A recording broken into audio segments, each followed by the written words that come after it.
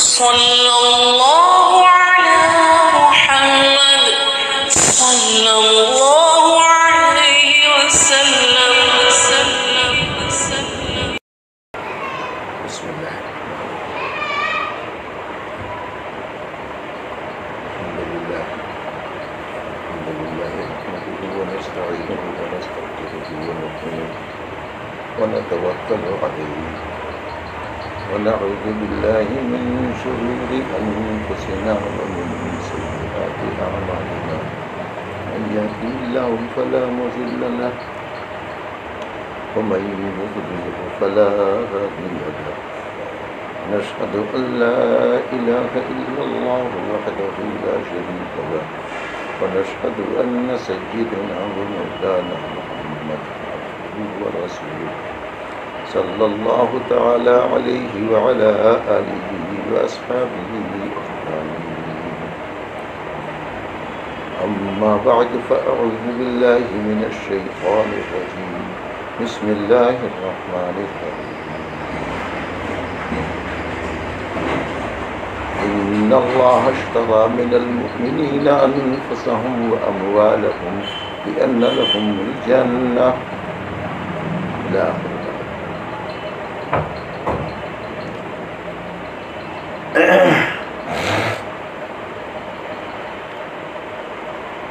میرے عزیز بھائیوں اور میرے بزرگ ساتھی،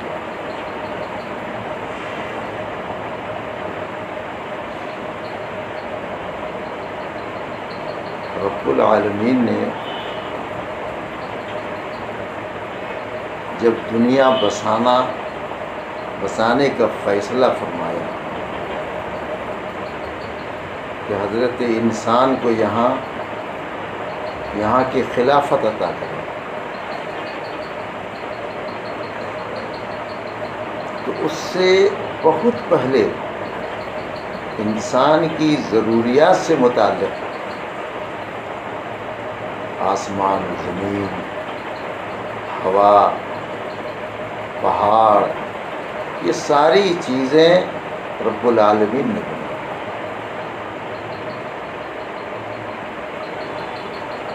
اس کے بعد پروردگار عالم نے حضرت انسان کو یہاں کی خلافت عطا فرما کر آدم علیہ السلام کے واسطے سے یہاں دنیا کو آباد کیا۔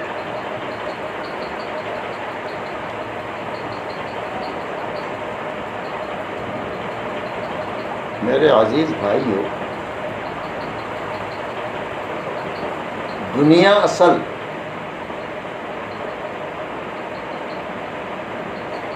یہ جہاں ہم آئے ہیں یہ چند روز ہیں،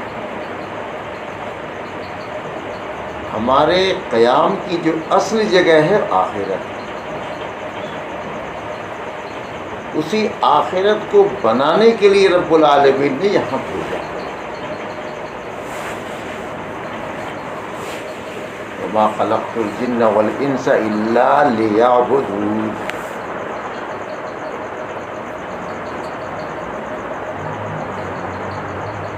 رب العالمین نے ہماری تمام ضروریات کی چیزیں، رہنے سہنے، زندگی گزارنے کی جو جتنے لوازمات ہیں، ساری چیزوں کو ہماری تخلیق سے پہلے بنایا۔ مقصود کائنات انسان، اور یہ جتنی ضروریات کا سامان ہے یہ سب یہ ہمارے تابع ہے، ہماری خدمت کے لیے۔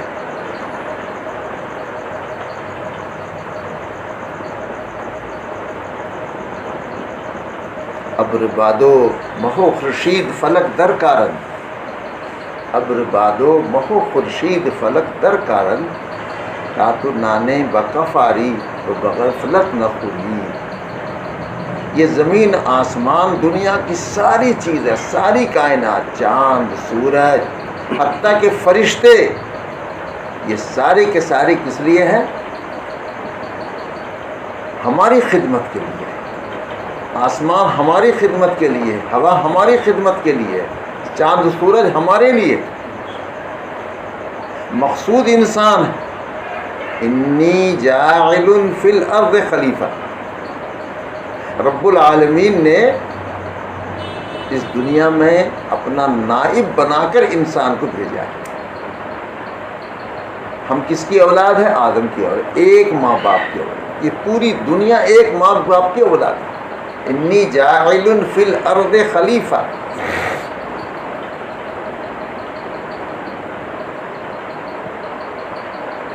ہمارا اصل وطن کہاں ہے؟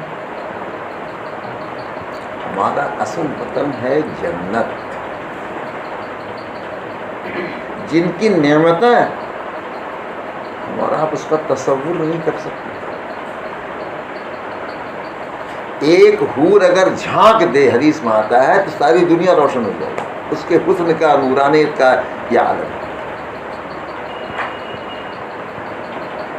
تو یہاں جو ہم آئے ہیں اپنی آخرت کو بنانے کے لیے، رب العالمین نے دو سرمایہ ہم کو دیا، جان اور مال۔ انہی دو چیزوں پر محنت کر کے اپنی آخرت کو بنانا ہے۔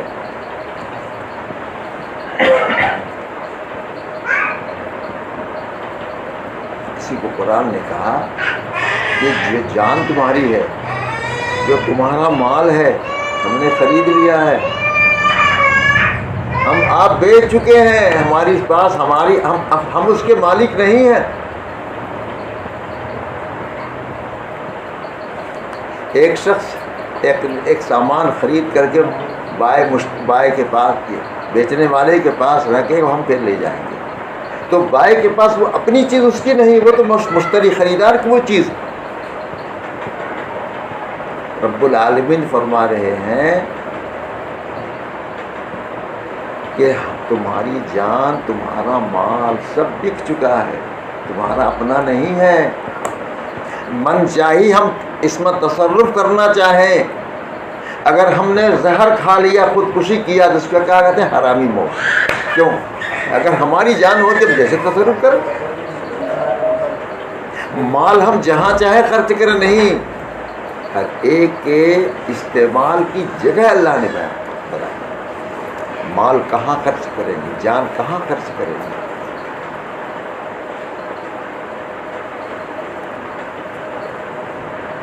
تو یہ سودا بک چکا، سودا ہو چکا ہے، ہم غلط فہمی پڑے کہ ہم اس کے مالک ہیں۔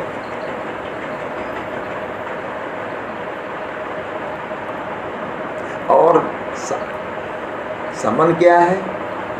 بدلے میں اس کے کیا ملے گا؟ بِأَنَّ لَهُمُ الْجَنَّةَ، جس کی نعمتوں کا اللہ مالا عین رأت ولا اذن سمعت ولا خطر علی قلب بشر، او کما قال علیہ السلام، ان کی نعمتوں دل پر گزر ہی نہیں سکتا ہے۔ بھائی انسان کی پرواز کہاں، ہماری عقل کہاں تک جائے گی؟ یہ اس کے ورے کی چیز ہے، یہ اس کے اوپر کی چیزیں ہیں، وہاں تک ہماری عقل جا ہی نہیں سکتی۔ اسی لیے رب العالمین نے نبی کا سلسلہ قائم کیا کہ ہم اس کو سمجھ نہیں سکتے، ہم کیسے اللہ کو خوش کریں گے۔ ہم آئے ہیں اللہ کو منانے کے لیے، ہم اللہ کی عبادت کے لیے۔ اللہ کے نے ہماری تمام جان مال سب کو خرید لیا، اس کو استعمال کرنے کا طریقہ کیا ہوگا؟ ہماری عقل کی پرواز وہاں تک نہیں ہے۔ آخرت ہم سمجھ رہے کہ یہی دنیا، ہم سمجھ رہے کہ وہی دنیا کچھ ہے اور کچھ آگے ہے ہی نہیں، تین دنیا ہے۔ ایک کنارے دنیا کے معنی نزدیک، سمجھا؟ دنیا کو دنیا اس لیے کہتے ہیں کہ نزدیک معنی یہ ہمارے پاس ہے، اور اس کے بالکل اپوزٹ آخرت، اور بیچ میں ہے برزخ، جس کو قبر کی زندگی کہتے ہیں۔ ہم قبر کی زندگی سے واقف نہیں، ہم آخرت کو کیا جانیں گے؟ تو پروردگار عالم نے ایک تو جب آدم علیہ السلام کے پشت کے اندر ساری ذریاتی ہاتھ پھیر کر کے نکالا، چھوٹی سی بھی کمتر ہوگی، اول من، شروع سے لے کر آخر تک جتنے کائنات، جتنے انسان چاہے مومن ہو، کافر ہو، یہودی ہو، عیسائی ہو، سب کو وہاں جمع کیا. اور رب العالمین نے پوچھا الست بربکم، کیا میں تمہارا پروردگار نہیں ہوں؟ الست بربکم، سب نے کہا بلا، ہاں بالکل آپ ہمارے پروردگار ہیں. جانتے ہیں یہ وعدہ کہاں لیا گیا تھا؟ حج کے اندر جتنے جاتے ہیں، حج کی بنیاد کیا، روح کیا ہے؟ وقوف عرفہ. اگر کسی کا وقوف عرفہ چھوٹ گیا تو حج گیا. اسی عرفات کے میدان میں پروردگار عالم نے آدم علیہ السلام کے پشت پھیر کر کے تمام ذریات کو نکالا اور سب سے اقرار کروایا الست بربکم. تو جو اقرار یوم الست میں ہم نے کیا تھا اس کی تجدید وہاں جا کر رہے سال بسال.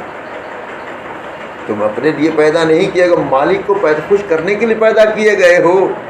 نہ مال تمہارا نہ جان تمہاری، یہ سب ہم مالک.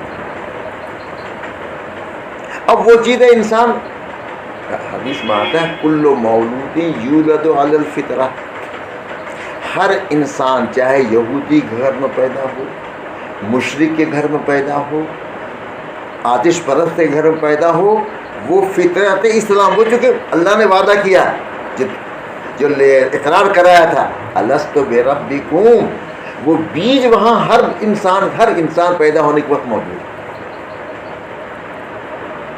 اس لیے اگر بچہ مر گیا تو کہاں جائے گا؟ چاہے کسی کا بچہ ہو، سیدھا جنت میں جائے. کافر کے بچے کے متعلق بھی اگر وہ شباز سے پہلے مر جائے فَأَبَوَاهُ كُلُّ مَوْلُودٍ يُولَدُ عَلَى الْفِطْرَةِ، ہر ایک فطرت اسلام پر پیدا ہوتا ہے. ہمارے امام فَأَبَوَاهُ يُحَوِّدَانِهِ وَيُنَصِّرَانِهِ وَيُمَجِّسَانِهِ أَوْ كَمَا قَالَ عَلَيْهِ الصَّلَاةُ وَالسَّلَامُ، کہ جو ماحول کی وجہ سے، ماں باپ کے بجھانے کی وجہ سے کوئی یہودی بن گیا، کوئی جیسا نصرانی بن گیا، کوئی مجوسی بن گیا، کوئی کافر بن گیا، کوئی کیا فرق. لیکن جو پیدائش ہوئی ہے وہ فطرتی انسان پر. ہمارے امام ابو حنیفہ رحمۃ اللہ علیہ فرماتے ہیں ایک شخص کو پیدا ہوا اور اس کو پہاڑ کے اوپر رکھ دیا گیا، تمام کھانے پینے کی جو ضروریات انسانی سب رکھ دیا گیا، اور کسی انسان سے ملاقات نہیں یہاں تک کہ بالغ ہو جائے. اگر اس سے پوچھا جائے گا پہلی مرتبہ تمہارے خدا کون ہے، ایک ہے کہ دو، کون کہے گا خدا ایک. یہ جو بہک رہے ہیں حالات کی وجہ سے. تو میرے عزیزو، ہم دنیا میں چند دن کے لیے آئے، یہاں سب متاعن الہی قرآن کا لفظ ہے. آدم علیہ السلام کو جب دنیا میں بھیجا گیا تھا، یہ کہا تھا کہ کچھ دن کے لیے، سدا نہیں، سدا جہانی کے لیے آخرت ہے. یہاں کچھ دن کے لیے، اور بیچ میں ایک طرف آخرت کے معنی بعد کی چیز، اخیر کہتے ہیں نا، اور دنیا کہتے ہیں نزدیک، اور برزخ بیچ والی چیز کو کہتے ہیں. تو درمیان میں ایک وہ آخرت ہے جو اصل مقصد ہے، وہی ہمارا وطن ہے. حدیث میں آتا ہے جب جنتی جنت میں جائیں گے، فیصلہ ہو جائے گا کہ جنت میں جائیں گے، جیسے اپنے گھر میں یہاں آتے کسی کو پوچھتے ہیں یا سیدھے اپنے گھر میں پہنچ جائیں گے؟ پوچھتے کسی سے؟ تو بھولتا آ جاؤ اپنا گھر. دنیا میں آپ مثلا مظفر نگر سے آئے، آپ کو ایک فلاں جگہ سے آیا، 20 برس کے بعد یہاں سے گیا، تو اس کو پوچھنا نہیں پڑے گا کہ میرا گھر کہاں. تو اسی طریقے سے جس جنتی کے جنتی ہونے کا جب فیصلہ ہوگا تو سیدھے اپنے گھر میں جائے گا، کوئی بتلانے والا نہیں ہوگا. یہ ہمارا گھر ہے جی، کوئی گائیڈ نہیں ہوگا بتا یہ تمہارا مکان. جیسے مہمان آتے ہیں، بھائی آپ یہاں ٹھہریے، یہ آپ کے لیے قیام کی جگہ ٹھہری. ہاں ایسا نہیں ہوگا، سیدھے اپنے گھر میں جائے گا، اپنی جنت میں جائے گا. اللہ کو سبحان اللہ. کہ اپنی اصل ہمارا وطن وہی یہاں آئے ہیں اسی کو بنانے کے لیے. ظاہر ہے کہ اس کے لیے پروردگار عالم نے مزید احسان کیا، انبیاء کا سلسلہ قائم کرنا. جو بھولی ہوئی بات یاد دلانے کے لیے. فطرت مت میں نے ابھی بتایا امام ابو حنیفہ رحمۃ اللہ علیہ فرماتے ہیں کہ اگر ایک شخص ایک بچے کو پہاڑ پر رکھ دیا جائے, جنگل پر رکھ, کسی سے ملاقات نہ, اور ضروریات کا سارا سامان, زندگی کی ضروریات کا وہاں رکھ دیا جائے, یہاں تک کہ بالغ ہو گیا, اور بالغ ہونے کے بعد اس سے پوچھا جائے بتاؤ تمہارا خدا قید کرے کیا, یہ جو بھاگتے ہیں فَأَبَوَاهُ يُحَوِّدَانِهِ وَيُنَصِّرَانِهِ وَيُمَجِّسَانِهِ, ماں باپ یا ماحول کی وجہ سے وہ یہودی بن گیا, مجوسی بن گیا, نصرانی بن گیا. فطرت انسان اصل فطرت ہے اس توحید. حضرت نوح علیہ السلام تک کفر نہیں تھا, چونکہ دارالبلا ہے, آزمائش کے لیے آئے. تو آدم علیہ السلام تک کبھی یہ کفر تھا ہی نہیں. یہ حضرت نوح علیہ السلام تک, نوح علیہ السلام کے زمانے سے کفر کے آغاز, وہ اسی کے تردید کے لیے پہلے نبی آئے تھے حضرت نوح علیہ السلام. حابیل اور قابیل نے جب دنیا پیدا ہوئی تو ایک ہی ماں باپ سے لڑکے پیدا ہو, لڑکیاں پیدا ہو رہی. تو اس زمانے کا دستور یہ تھا کہ پہلی مرتبہ میں لڑکا لڑکی جو پیدا ہوا, اس کے بعد دوسرا پیدا ہوا, اس لڑکے سے اس کا نکاح, اور اس لڑکے سے اس کا نکاح. دو مرتبہ ہمارا بچہ پیدا ہوا نا, تو دونوں ساتھ میں پیدا تھے, لڑکا اور لڑکی ایک ساتھ, ادھر بھی لڑکا اور لڑکی, تو ادھر کے اس لڑکے کو اس لڑکی کے ساتھ, اور اس لڑکے کو اس لڑکی کے ساتھ. یہ ہے حضرت آدم علیہ السلام کے زمانے.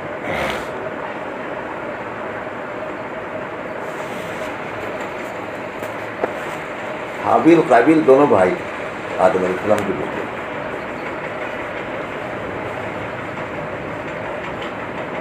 ضابطے کے اعتبار سے حابیل کے ساتھ جو بچی پیدا ہوئی وہ قابیل کے لیے, اب قابیل کے ساتھ جو بچی پیدا ہوئی تو حابیل کے لیے. قابیل نے کہا کہ نہیں وہ لڑکی اچھی خوبصورت, وہ میں اسی سے شادی کروں. آدم علیہ السلام نے بہت سمجھایا, کرنا نہ مت اسی سے کرو. اللہ تک تو حضرت آدم علیہ السلام نے فرمایا کہ اچھا دیکھو, قدرتی فیصلہ کرو, دونوں اپنا اپنا نظر پیش کرو, کوئی چیز اللہ کے لیے پیش کرو, اور جس کا نذرانہ قبول ہو وہ اس لڑکی سے نکاح کرے.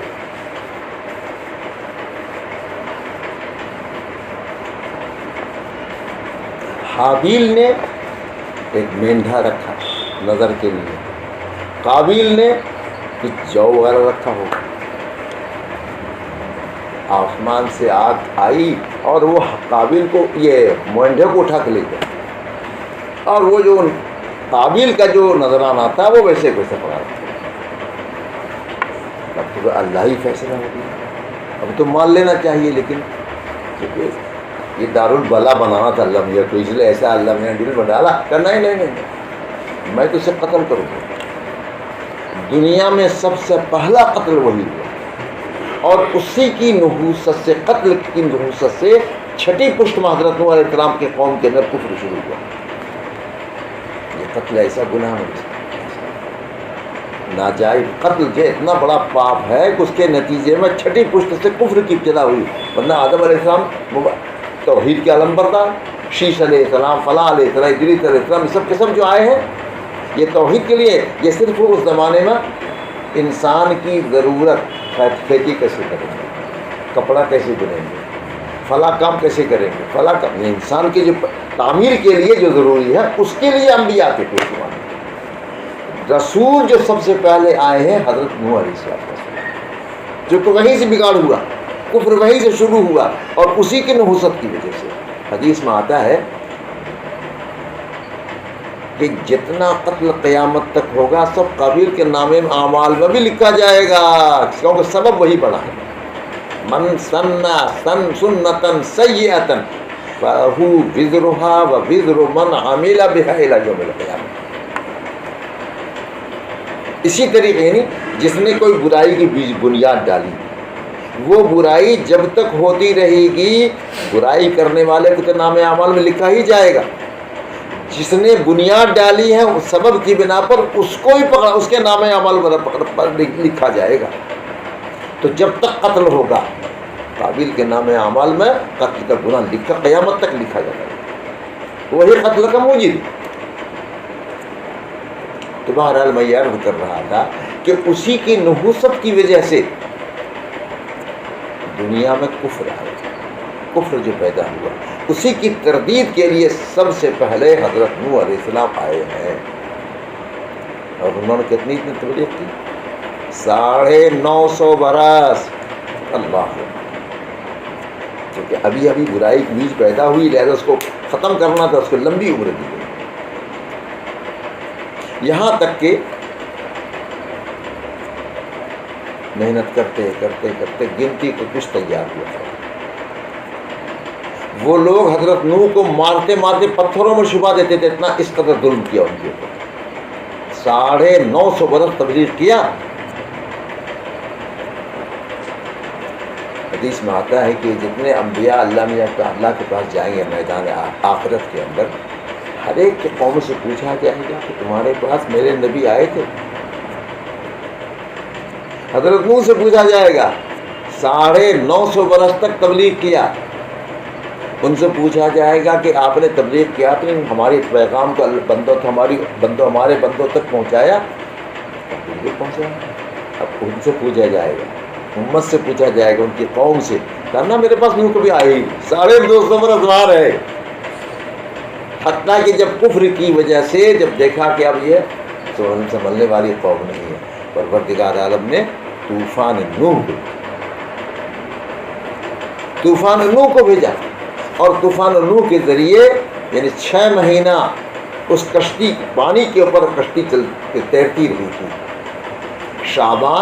15 شعبان سے شروع اور 15 یا 10 شعبان، اور یہ رمضان شوال ذوالحجہ محرم، شعبان رمضان شوال، تقریباً 6 عاشورہ کے دن وہ کشتی جودی پر لگی تھی۔ عاشورہ، اسی لیے عاشورہ کا روزہ جو عرب میں حضور کی آنے سے پہلے عرب کے لوگ روزہ رکھتے تھے، وہ اسی وجہ سے شکریہ کی بنا پر، چونکہ اللہ تبارک و تعالیٰ نے اپنے کشتی نوح کو اسی دن جودی پہاڑ پر ٹھہرایا تھا۔ یہودی بھی روزہ رکھتے تھے، وہ دوسری وجہ سے یہودی روزہ رکھتے تھے۔ فرعون 500 برس تک بنی اسرائیل پر جو مظالم ڈھایا اللہ کو، جب چاہے جس کو چاہے قتل کروا دیا، جو پیدا ہو رہے لڑکا سب اس کو قتل کرو۔ میں تفصیل میں نہیں جاؤں گا، اسی بات میں اشارہ بتا رہا ہوں۔ چنانچہ اللہ تبارک و تعالیٰ نے ان کو ڈبو دیا پوری وہ تمام لاؤ لشکر کے ساتھ۔ کس دن؟ یہی عاشورہ۔ اسی شکر میں بنی اسرائیل روزہ رکھتے تھے۔ جب حضور مدینہ منورہ تشریف لے گئے تو یہودی سے معلوم ہوا کیوں تم روزہ رکھتے ہو؟ تو کہا اس دن ہم کو فرعون کے ظلم سے نجات ملی تھی، اسی کے شکریہ میں۔ آپ نے فرمایا کہ ہم تو اس سے زیادہ مستحق ہیں، لہذا پہلے جب تک رمضان کا روزہ فرض نہیں ہوا تھا، عاشورہ کا روزہ فرض تھا۔ ہمارا مسلک یہی ہے۔ امام ابو شافعی وغیرہ کہتے کہ نہیں فرض نہیں تھا، بہرحال ہمارے نبی تو عاشورہ کی اتنی اہمیت، 1 سال کے روزے کے خلاف ہے۔ اب یہود کی مخالفت کی وجہ سے جناب نبی کریم صلی اللہ علیہ وسلم نے فرمایا 1 دن پہلے یا 1 دن بعد، اس سے اختلاف آ رہا ہے، پیسے میں نہیں، 1 دن پہلے 9-10 وقت، تاکہ اس سے یہ صورت بدل جائے۔ بہرحال میں یہ عرض کر رہا تھا کہ حضرت نوح علیہ السلام سب سے پہلے یہ رسول ہیں جو کفر کو ختم کرنے کے لیے بھیجے گئے تھے۔ تو بہرحال میرے عزیزو، ہم جو یہاں دنیا میں آئے ہیں، اسلام یہ فطری چیز ہے، اسی کے لیے ہم دنیا کے اندر آئے ہیں۔ رب العالمین نے ہماری پیدائش سے کتنے سال پہلے تمام ضروریات کا انتظام فرما دیا۔ اس کے بعد اللہ نے کتنا بڑا احسان فرمایا، ہماری جان بھی جنت کے بدلے میں، ہمارا مال بھی جنت کے بدلے میں خرید لیا۔ اب ہم اس کے مالک نہیں، مالک نے جہاں استعمال کرنے کا حکم دیا وہیں استعمال کر سکتے ہیں۔ مال جہاں چاہے سینما میں اڑا دیں، شراب خانے میں اڑا دیں مواخذہ ہوگا. اللہ رب العالمین قیامت کے دن یہ عمر جو ہے پوچھا جائے کہاں تم نے خرچ کیا. مال کے متعلق سوال ہوگا، اس لیے تم تو بیچ چکے تھے. تمہاری حقیقت میں تو مالک وہی ہے، لیکن یہ ان کا کرم ہے کہ کہتے ہم نے خرید لیا. قرآن کے اندر ان اللہ اشتری من المؤمنین انفسهم واموالهم، تمہاری جان تمہارا مال سب خرید لیا ہم نے. کیوں؟ اس کا بدلے میں کیا دے رہے ہیں؟ بِأَنَّ لَهُمُ الْجَنَّةِ. میرے دوست بزرگوں، اب غور کریں کہ ہماری دنیا میں آنے کا مقصد کیا ہے. اللہ کو مالک کو خوش کرنا، اللہ کی عبادت کرنا. جناب نبی کریم صلی اللہ علیہ وسلم کی معراج میں 50 نمازیں ملی گئی تھی. 50 نمازیں. وہ تو احسان مانی حضرت موسیٰ کا. اگر 50 نمازیں فرض ہوتی بتائی کون پڑھتا؟ تراویح دیکھی، ایک نماز رمضان میں اضافہ ہوتا ہے. جو فرض پڑھنے کے عادی ہوتے ہیں کتنے فرض پڑھ کے نکلتے ہیں، تو 50 نمازیں کیسے پڑھتے؟ وہ تو مسرور سے سرکار دو عالم صلی اللہ اکبر. نماز کیا ہے؟ معراج مومن ہے. رب العالمین کی بارگاہ کی حاضری، اس سے بڑی سعادت کیا ہو سکتی؟ میں اگر کسی کو تھانے دار بلا رہے تھانے میں، کہتے ہیں تھانے دار نے مجھے بلایا ہے جی، تھانے دار نے مجھے بلایا. رب العالمین 50 بلا رہے ہیں نماز پڑھنے کے لیے. اس سے بڑھ کر سعادت کی الصلاۃ معراج المومن. تو میرے دوستو بزرگوں، آقائے دو جہاں تاجدار مدینہ صلی اللہ تعالی علیہ وسلم سب سے آخری نبی، سب نبیوں کے سردار. آپ نے پوری زندگی کیسے گزاری؟ حضرت عائشہ صدیقہ رضی اللہ تعالیٰ عنہ نے ہمیشہ ان کی نظر میں آخرت کو بنانے، چاہے دنیا پچھلے بھاڑ میں چلی جائے، لیکن آخرت کبھی چھوٹے نہ ہماری. حضرت عائشہ صدیقہ رضی اللہ عنہ فرماتی ہیں، اپنے بھانجے عروہ ابن زبیر ان سے کہتے ہیں کہ بیٹے، حضور کے زمانے میں 3 چاند نکل آتا تھا، گھر میں چولہا نہیں جلتا تھا. نبی سرکار دو عالم صلی اللہ علیہ وسلم کو پیش کیا گیا، پیشکش ہوئی اللہ کی طرف سے، آپ بادشاہ نبی بننا چاہتے ہیں یا بادشاہ فقیر نبی؟ کہاں فقیر نبی، میں بادشاہ نہیں کروں. اگر آپ حکم دیں احد پہاڑ کو سونے سے تبدیل کر دیں، یعنی اختیاری آپ کا یہ. اس لیے مقصد تک کیا؟ یہ دنیا ہی بلا لانے والی، دنیا ہی کی وجہ سے جتنی فراوانی ہوگی انسان تو ہل جائے. اس لیے سرکار دو عالم صلی اللہ علیہ وسلم کے یہاں جب حضور تشریف اس دنیا سے تشریف لے گئے ہیں، حضرت عائشہ فرماتی میرے گھر میں تو تھوڑا سا جو تھا، میں اسی کو پکاتی ہوں. آپ کا زیرہ سودا خریدا تو یہودی کی دکان سے زیرہ کو اس سودے کے بدلے میں، سمن کے بدلے میں رہن رکھ دیا تھا. آپ تشریف لے گئے دنیا سے، وہ رہن میں وہیں پڑا رہا تھا. سیدنا ابوبکر صدیق رضی اللہ تعالیٰ عنہ ان کو چھوڑایا. یہاں ہم دنیا بنانے نہیں آئے، دنیا آخرت بنانے آئے. اب دنیا مزرعۃ الآخرہ، یہاں بنائے کائے لیے، یہاں آنے کا مقصد میں نے کہا کہ اللہ رب العزت نے ساری چیزیں ہم کو دیا. یہ کس لیے؟ ہم دنیا کے لیے نہیں، ہم اللہ کے لیے. اس لیے جناب نبی کریم صلی اللہ علیہ وسلم کے گھر میں ایک مرتبہ جب خیبر فتح ہوا، خیبر فتح ہونے کے بعد تھوڑا غصہ آیا، وہ بہت زرخیز علاقہ تھا. وہاں سے تبدیلی آئی، مالی صحابہ کی زندگی میں فرق آیا. تو دنیا آتی تو اپنا بلا لے کے آتی.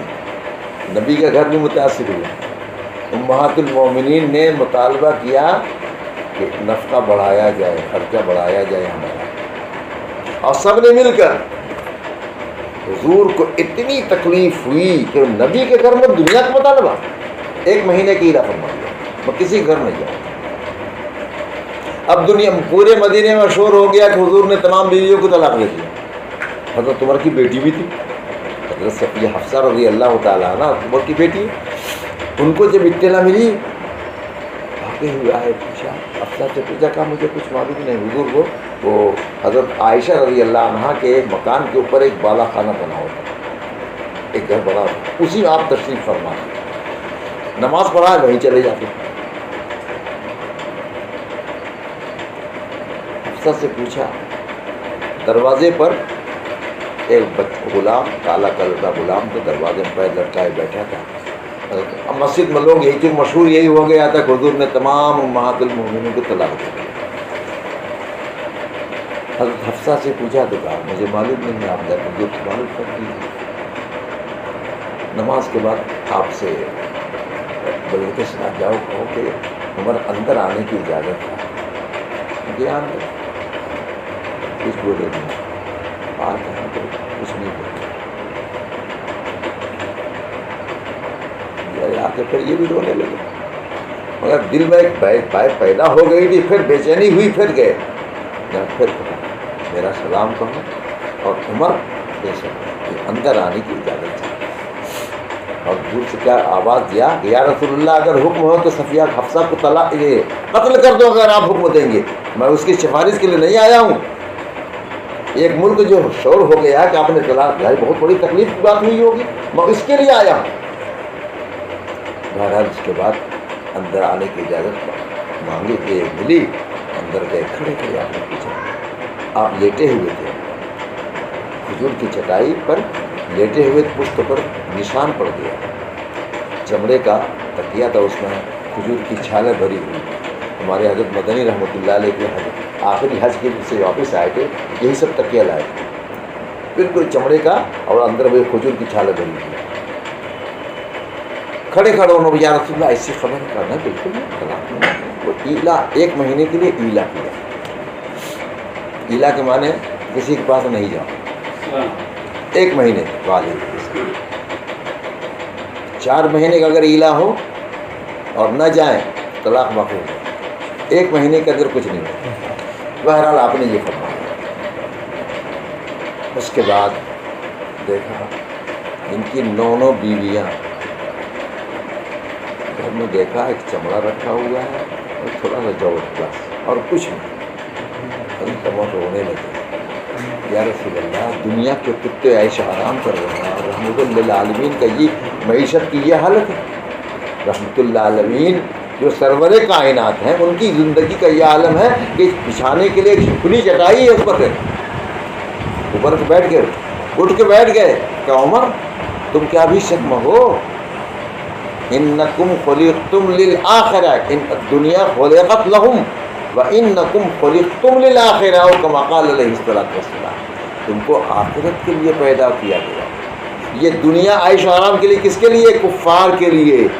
جتنا کہاں اٹھا لیں گے وہاں تو اس کو جہنم میں جانا ہی ہے، اور جتنا کم یہاں فائدہ اٹھاؤ گے وہاں جنت میں زیادہ سے زیادہ۔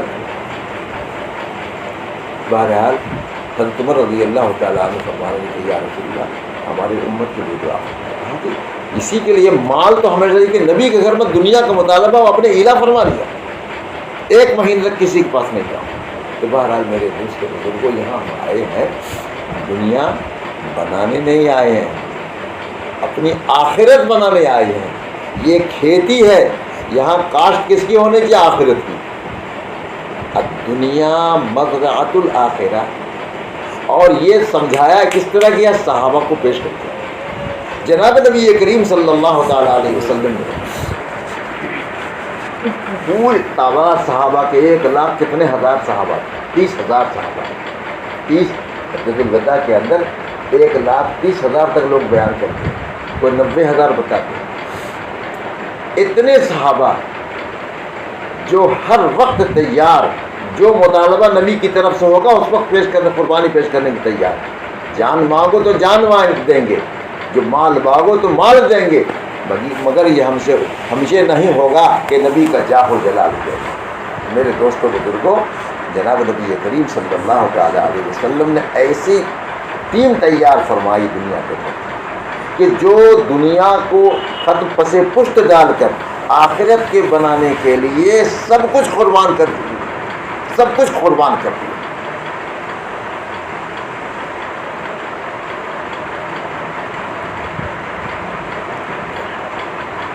انصار مدینہ جب مہاجرین وہاں پہنچے، مہاجرین کیا ان کے پاس تو کچھ سب تو چھوڑ کے گئے، مکہ مکرمہ میں سب کچھ تھا، یہاں سب چھوڑ کے گئے وہاں، مدینہ والوں کے پاس سب کچھ ہے، ان کی دیکھیے ایثار، اس کا ایثار و قربانی۔ جناب نبی کریم صلی اللہ علیہ وسلم نے ایک انصاری ایک صحابی کو بھائی بنا، اس کو کہتے ہیں مواخات، بھائی چارے کا رشتہ قائم کرنا، کیونکہ ابھی ان کی زندگی بنانا ہے، ان کو ٹھہرنے کی جگہ ملنی چاہیے۔ ان لوگوں کے ایثار کا عالم سنیے کہ مثال دنیا مثال نہیں پیش کر سکتی ہے۔ عبد الرحمن ابن عوف رضی اللہ تعالیٰ عنہ، ان کو جوڑا گیا سعد ابن ربیع کے ساتھ، ان کی 2 بیویاں، بہت مالدار تھے۔ انہوں نے عبد الرحمن ابن عوف سے کہا آپ میرے بھائی ہیں، آدھا مال آپ لے لیجئے، آدھا ہم رکھتے ہیں، میرے پاس 2 بیوی ہیں، میں ایک آپ پسند کر لیجئے، ہم اس کو طلاق دے دیں گے، آپ عدت کے بعد اس سے نکاح کر لیجئے۔ عبد الرحمن مہاجرین کا حوصلہ دیکھیے، انہوں نے کہا نہ آپ کے مال کی ضرورت نہ مجھ کے بیوی کی ضرورت، مجھ کو دیکھو مارکیٹ کہاں ہے، میں تو بتا ضرورت پیش آئیے، لوگ خالی ہاتھ گئے اور کتنا سودا خرید کے لے کے آئے پہلے دن۔ تجارت کا فن جتنا معلوم، سودے کی ضرورت نہیں ہے، اصل تجارت جو ہوتی ہے کسی کی ساکھ اگر قائم ہے، ہنر سے واقف ہے، بیکار ہاتھ میں کچھ نہیں، بہت بڑا کاروباری بن سکتا ہے۔ اور جن کی ساکھ خراب ہے، لاکھوں کروڑوں کا مالک ہے، کوئی اس کو سودا دے گا نہیں۔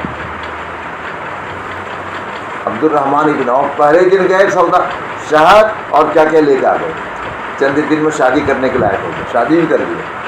حضور صلی اللہ تعالیٰ علیہ وسلم کو کچھ رنگ چلتا ہوگا کپڑے میں لگا دیتا تھا کہ عبد الرحمن نے شادی کی ہے، کہا یا رسول اللہ میں نے ایک انصاری عورت سے شادی کر لیا، آپ نے فرمایا کہ ولیمہ کرو، اولی ولو بھی شادی ولی، کیونکہ نکاح کے اندر تشہیر ہونا، ولیمہ کا مقصد بھی یہی تشہیر ہی تو ہے، دنیا کو معلوم ہو جائے کہ اب یہ اس لڑکی کا تعلق اس سے ہے، نکاح ہوا، اب جو اولاد ہوگی یہ ان کی ہوگی، اور زنا کے اندر اخفا ہوگا۔ تو زنا اور نکاح میں یہی فرق کیا گیا، اس لیے مسجد کے اندر نکاح کی ترغیب دی گئی، عام اعلن النکاح پر اعلان ہونا چاہیے نکاح کے اندر۔ تو بہرحال میں یہ عرض کر رہا تھا کہ مہاجرین جب مدینہ منورہ پہنچے تو انصار نے جو مثال پیش کی ہے، اللہ اکبر، دنیا اس کی مثال پیش نہیں کر سکتی۔ آدھا مال آپ مہاجر کو دے دیجیے، آدھا ہمارے پاس، حضور فرمایا کہ نہیں، مال تو تمہارا ہی رہے گا۔ تو انصار نے کہا ایسا کریں کہ باغ میرا اور محنت وہ کریں گے، جو پھل آئے گا آدھا پھل وہ لے لیں گے، آدھا پھل ہم لے لیں گے۔ کچھ دنوں تک یہی سلسلہ چلا، جب خیبر فتح ہو چکا، بڑا شاداب ہوا، بہت مال وہاں سے مہاجرین وغیرہ کو ملا۔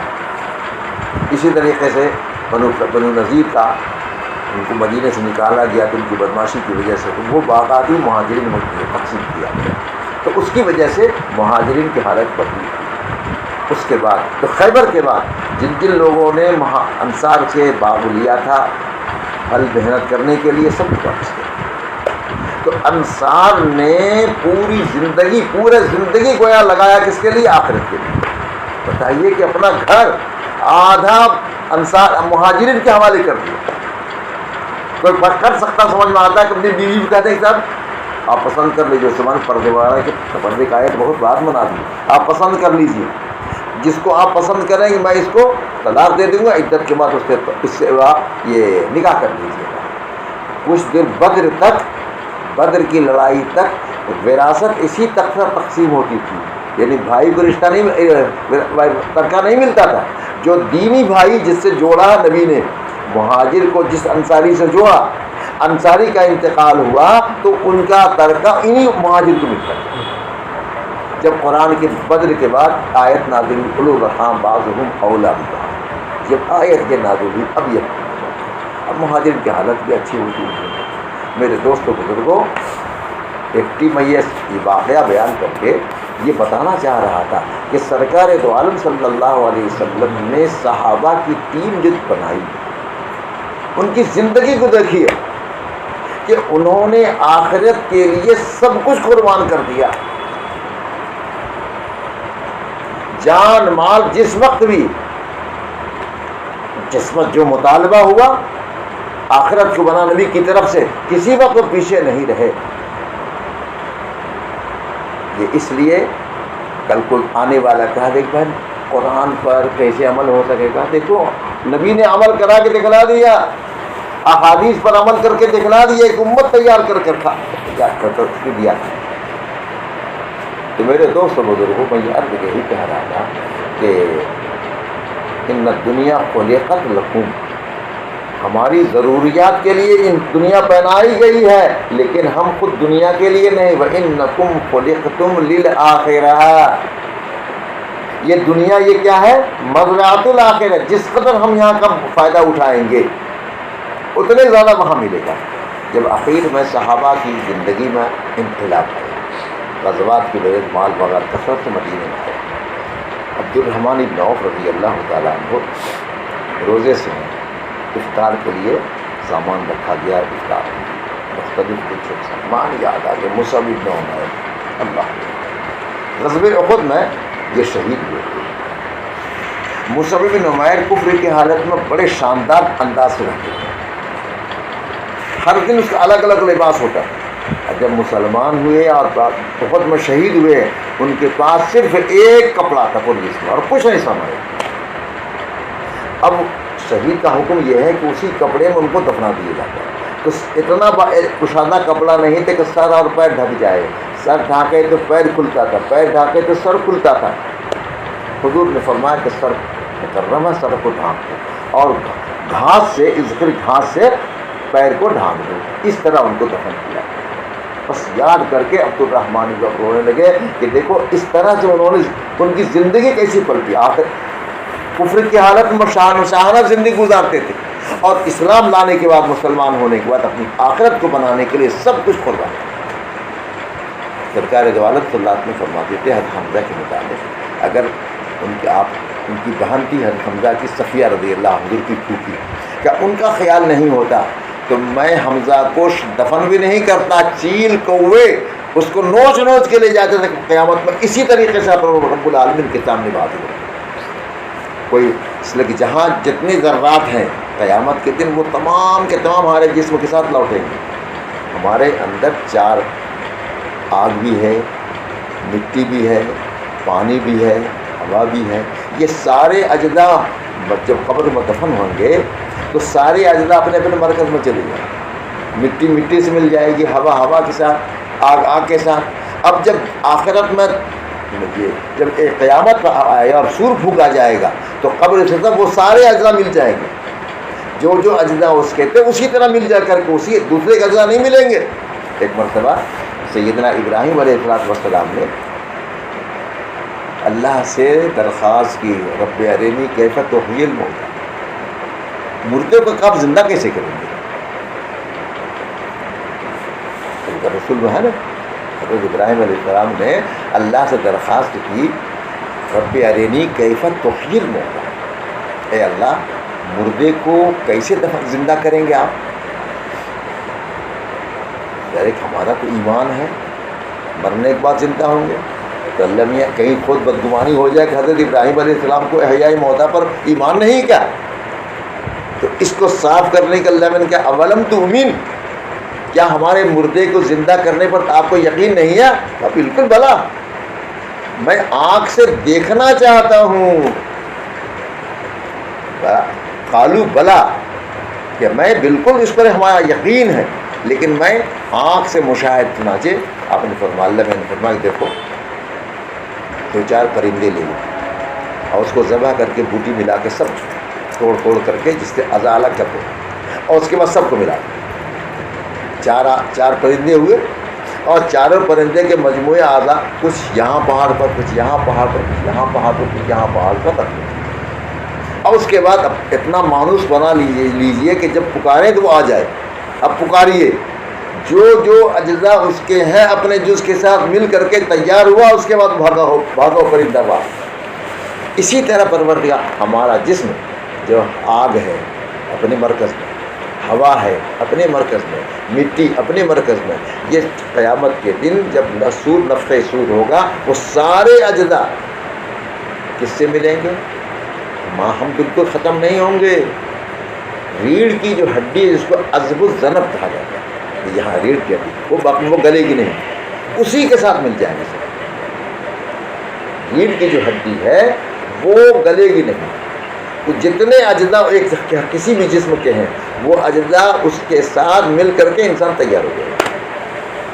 یہ مشاہدہ کرا دیا پروردگار عالم نے حضرت ابراہیم علیہ السلام. تو میرے عزیز بھائیو دوستو، یہ دنیا جگہ دل لگانے کی دنیا نہیں ہے، یہ عبرت کی جا ہے، تماشا نہیں ہے. یہ دنیا جگہ دل لگانے نہیں ہے، یہ عبرت کی جا ہے، تماشا نہیں ہے. یہ دنیا ہم آئے کس لیے؟ آدم علیہ السلام کو جب اللہ نے بھیجا تھا کہا تھا متاعا الی حین، سورہ بقرہ کہتا ہے الف لام میم، متاعا الی حین.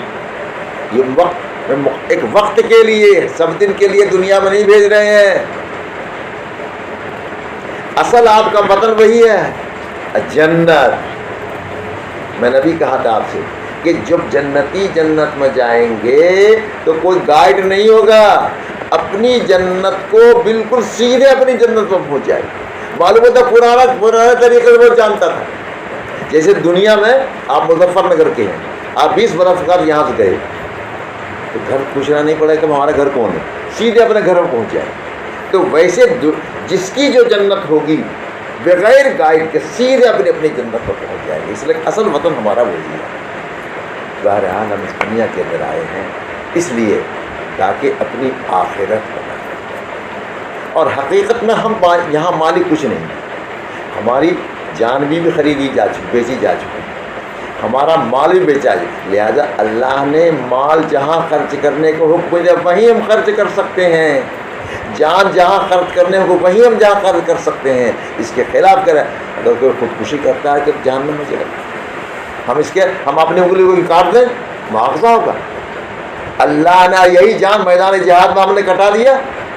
لا تقولوا لمن يقتل في سبيل الله اموات بل احياء. وہ مرے نہیں، وہ زندہ ہیں. جو خدا کے لیے اگر قربانی ہم نے دی ہے، خدا کے دین کے لیے، تو مرتا نہیں، ہمیشہ وہ زندہ رہتا ہے. اس کو قرآن ہے کہ اس کو مردہ نہ کہو، اس کو زندہ کہو. تو بہرحال یہی چند باتیں میں آپ حضرات کے سامنے اس کا ذکر کرنا چاہ رہا تھا کہ ہمارے یہاں آنے کا مقصد ہے آخرت پر. دنیا کسی طرح گزر ہی جائے گی، کہ نبی کے گھر اللہ ہو. حضرت عائشہ فرماتی ہے 3 چاند نکل آتا تھا اور میرے گھر میں چولہا نہیں جلتا تھا. تو بھانجے نے پوچھا عروہ ابن زبیر، یہ خالہ جانتے آپ لوگ کھاتی کیا تھی؟ اسودین التمر والماء، کھجور کھا کے پانی پی لیا. کبھی کبھی پڑوسی کے پاس انصاری نے کہیں دودھ بھیج دیا، دودھ پی لیا بس. اس طرح سرور کائنات جو مقصود کائنات ساری دنیا انہی کے لیے بسائی گئی. جب ان کے گھر کا یہ حال، میرے دوستوں بزرگوں، آپ نے اپنی ایک امت تیار کر کے صحابہ کی ٹیم کو تیار کر کے دکھلا دیا کہ آخرت کے چاہنے والے کیسے ہو. دنیا کا تقاضا اور آخرت کا تقاضا جہاں مقابلہ ہوگا ہمیشہ انہوں نے آخرت کو ترجیح دیا. یہی چند باتیں اس وقت آپ کے سامنے ذکر کرنا چاہ رہا تھا. اللہم صلی علی سیدنا ربنا صلی لا الہ الا اللہ العظیم لا الہ الا اللہ رب العرش العظیم لا الہ الا اللہ رب السماوات ورب الارض ورب العرش الکریم نسألک موجبات رحمتک وعزائم مغفرتک والسلامة من كل إثم والغنيمة من كل إثم.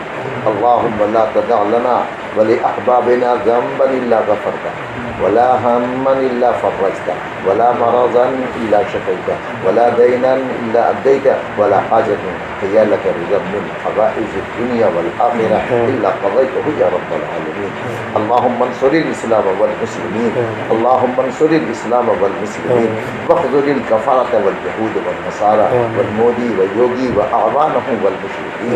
اللهم شتت شملهم اللهم شتت شملهم اللهم زد جمعهم اللهم خالف بين كلمتهم اللهم زلزل اقدامهم اللهم اللهم زلزل اقدامهم. اے اللہ اس وقت جو الیکشن ہو رہا ہے یو پی کے اندر اور جہاں جہاں پروردگارہ ظالموں کو زبردست شکست سے پہنچا. اے اللہ ان کی طاقت کو مفلوج کر دیجیے. اے اللہ ان کے دماغ کو مفلوج کر دیجیے. مسلمانوں پر بڑا ظلم کیا ہے. اے اللہ ان کے نظائر ان کے جو ارادے بہت خطرناک ہیں. اے اللہ جس ملک کو مسلمانوں نے علماء کرام نے قربانی دے کر کے آزاد کرایا ہے اے اللہ وہاں آج وہ لوگ حکومت کر رہے ہیں جس نے انگریز کی غلامی نہیں بلکہ انگریز کی جاسوسی کا کام کیا. پروردگارہ تو دیکھ رہا ہے. اے اللہ غیب سے ہماری نصرت فرما. اے اللہ حق پرستوں کو نصرت فرما. اے اللہ ظالموں کو ہلاک فرما. اے اللہ ظالموں کو شکست و فاش عطا فرما. اے اللہ کرم کا معاملہ فرما. اے اللہ تو رحم کا معاملہ فرما. ہم جو بیمار ہیں ان کو تندرستی عطا فرما. اے اللہ ہم جو قرض دار قرض کے بوجھ میں دبے ہوئے ہیں اے اللہ ان کو قرض سے دوش فرما. اے اللہ دینی دنیاوی ہر مصیبتوں سے ہماری بہت سی بچیاں جوان بچیاں جس کی بیٹھی ہوئی ہیں اے اللہ غیب سے اس انتظام پر جوڑے کا انتظام. اے اللہ ہمارے حال زار پر اے اللہ تمام مدارس اسلامیہ کی حفاظت فرما. خانقاہوں کی حفاظت فرما. دینی مراکز کی حفاظت فرما. اے اللہ جو تیرے نام پر جو تیرے دین کا کام کر رہے تھے وہ گرفتار ہوئے اے اللہ غیب سے باعزت رہائی کے سبیل پیدا فرما. اے اللہ کرم کا معاملہ فرما. لا الہ الا انت سبحانک انی کنت من الظالمین. لا الہ الا انت سبحانک انی کنت من ربنا تقبل منا انک انت السمیع العلیم وتب علینا انک انت التواب الرحیم. وصلی اللہ تعالی علی خیر خلقہ محمد وعلی آلہ.